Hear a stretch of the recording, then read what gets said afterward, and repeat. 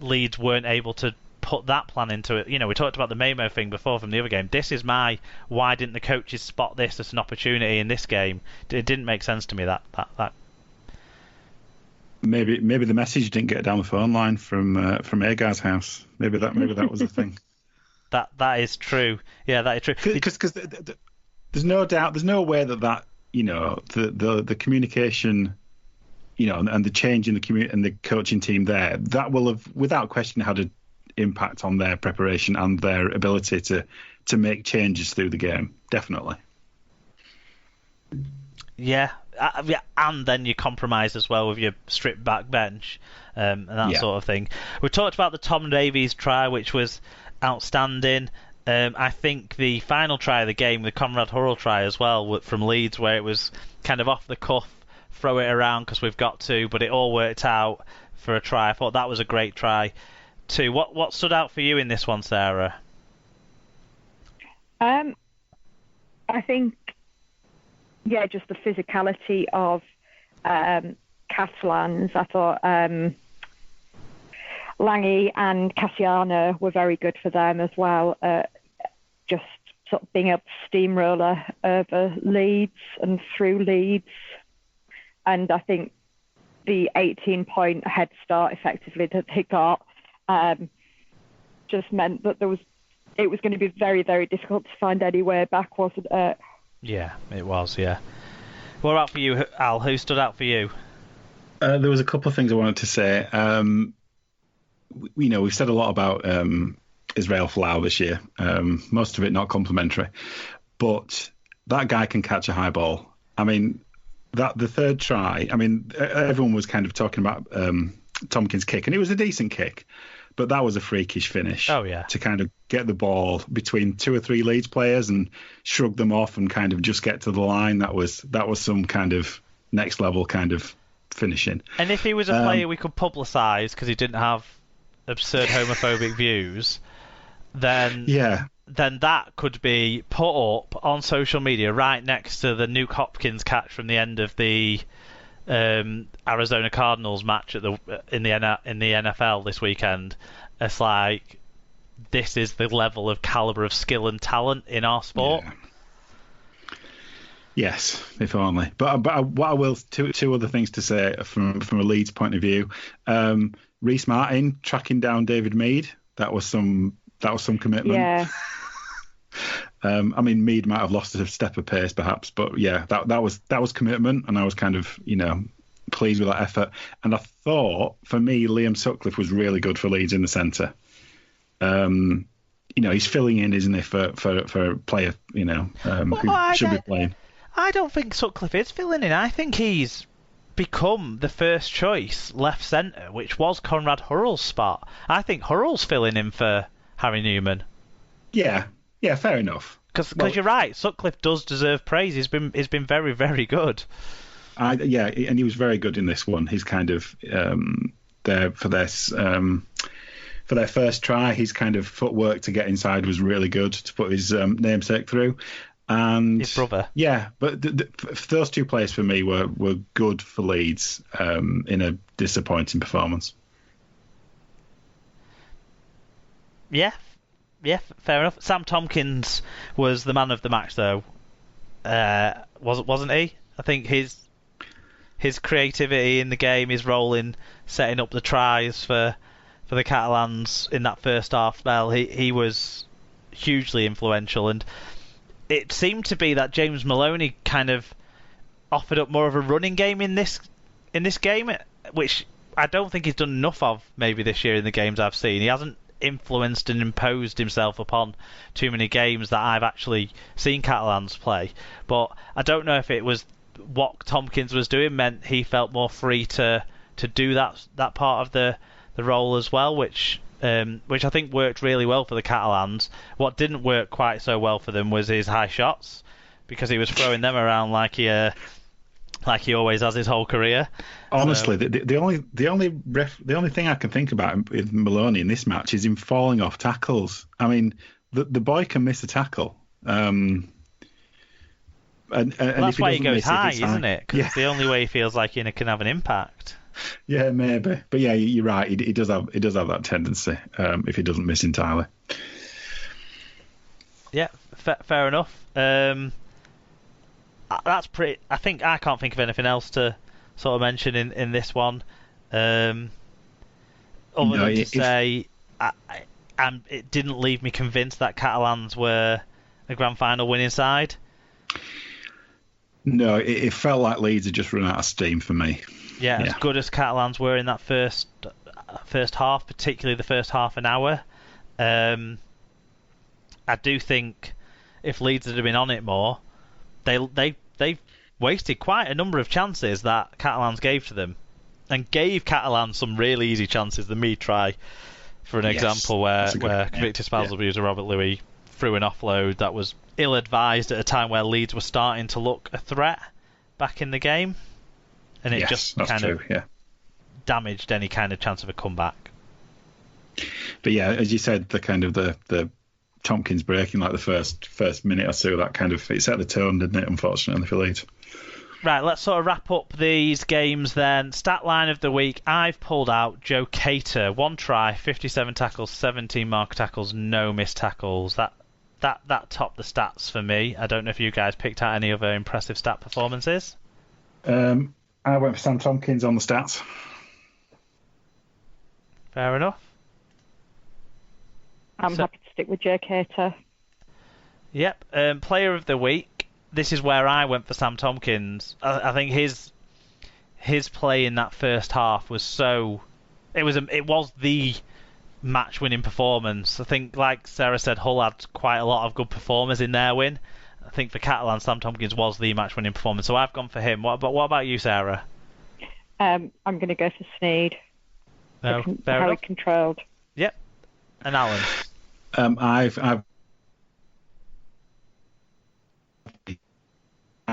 two less heralded players you would never have thought would have, starred in a playoff game. So I've gone for Liam Sutcliffe and Joe Cater as my players of the week, because you didn't expect much of them from the beginning of the year, and I think they were both brilliant in their matches. Fair enough. My highlight of the week, it was close to being Julian Busquet, but I think it was pipped just by Tom Davies' try as the opening try on Friday night. I thought that was a fantastic breakaway try from the Catalans. I can't disagree with that. That was my choice as well. I'm going to go for the Joe Cater try, just because it showed how much it meant to him and everything else. He looked very happy about that, I'll say that. Yeah, and that attitude just to find the ball, it's not something that a forward would necessarily have in so much. But yeah, he did. He just he bet on it, didn't he? Not in a Ryan Atkins way. He was successful. No. In terms of the predictions last week, I was 1 out of 2 because I went with all the favourites, and Tim was none out of 2 because he went with the teams that finished. Oh no, we went with Warrington, didn't he? Yeah, we both went with Warrington, because why wouldn't we think that they wouldn't let us down? What history have we got to prove that to? In terms of the host Subaru, I'm top, Tim's second, Alan's third, Sarah's fourth, and I must admit I've been forgetting to do my pick, so I assume you guys have been forgetting to do yours as well. Otherwise, we might have seen some change there. Well, I can't remember, to be honest. I think I probably went Catalan, and I probably went Wire, to be honest. But anyway, I went Hull and Leeds. Fair enough.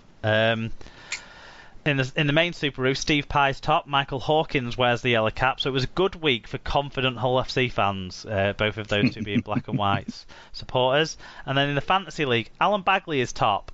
I'm not sure if it's all she wrote for the Fantasy League this year, because when I checked today, the points were at 0 for the week, but I think that's because I checked on Monday rather than I normally check on Sunday, so I'm not sure. But probably it's a foregone conclusion anyway that we'll be congratulating Alan on the 3-peat at some point in the next 2 weeks. So well done, Alan, on another strong Fantasy League performance. Mr. Bagley knows his way to pick a side.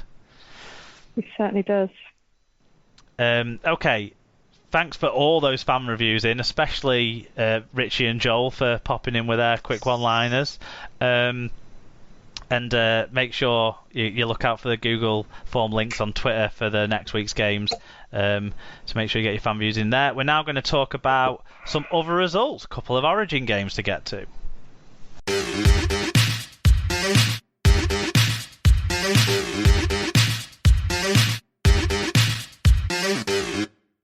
Okay, Sarah's dipped out now after talking about the Super League games. We're going to move into other results and talk about the Origin games. And we're going to start with, finally, if you keep guessing the same thing, you're going to get it right once in a while. Yeah. New South Wales dishing out some pain to Queensland to make amends for last week. I've actually put a typo here in the score. It was New South Wales 34, Queensland 10 in a dominant performance by the Blues. We had quite a few fan views in on this one, Al. Yeah, people watching it. Hope, when I didn't watch it until on. Sunday morning. I didn't get a chance. I haven't watched it at all, but anyway, hopefully these reviews will tell us something. Mark Butler says, good to see the team with the most Welsh players in it managed to win this one.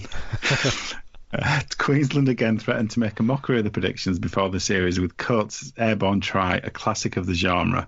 They never got a sniff after that, though, and you have to think New South Wales will take some beating next week.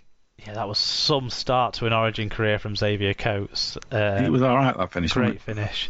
Carsten said, Munster's early out was a sign of the things to come, and Jake Friend isn't an Origin hooker. DCE invisible again, and JAC with an outstanding game. Big Chin wasn't too bad, but their back row really helped their centres in defence. We will beat these cockroaches at home then. Easy. Queenslander. Matt Speakman says, avoided the internet all day at work to keep the scoreline a secret again, but shouldn't have bothered. Maroons were always going to struggle to back up last week's turnaround, and the talent shone through. Cleary ran the show for the Blues, and Jake Turbo showed his value. Good win sets up Game 3 very nicely. Yeah, I agree there on Jake Trbojevic. I thought he was outstanding in the game. David Hunter said, New South Wales school Queensland were just better all over the park, and if they play like that in Game 3, it'll be a long night for the Toads. And finally, Brendan Loftus... Jared Rebecca, what's he got to do with it? That's a deep reference for fans of Australian soaps. Brendan Loftus says, New South Wales played as we all knew they could and were unstoppable.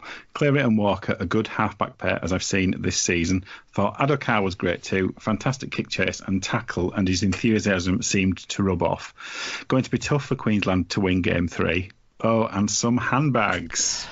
Yeah, it was proper handbags. Everyone was getting exciting like there was physicality, but really... It was embarrassing for an Origin game if that's a scuffle. But anyway, Origin's gone soft. Yeah, Origin gone soft, exactly. The Blues were much better. They seemed to have a better organisation for a big part of it. I think Cleary and Walker worked better as a partnership than Keary and Cleary. I think we talked about Cleary maybe not being a big game player, which is a fair thing to point at him at this stage of his career. However, he stood up in this game. He played very well. His kicking game was superb. And I think because he knew his role better in this game, there was no confusion between which half would be responsible for what, really, in the game. So I think that helped him a great deal. I just think the forward pack was much more composed and controlled from the Blues in this game. And so they, even when they fell behind early on, they didn't lose their heads on it at all, and then come the second half, players that were poor in the first game, Gufferson and Whiten, didn't have their strongest outings of the season by a long shot, playing out of position, but they'd had another week of training in those positions, they'd had a game to get adjust to being in those positions and their opponents that they'd be facing, and I think they were much better for that. And also tactically, the Blues made up for some of their weaknesses much better. It was just a very strong performance and a good win for Captain Tedesco on his first time captaining the Origin side.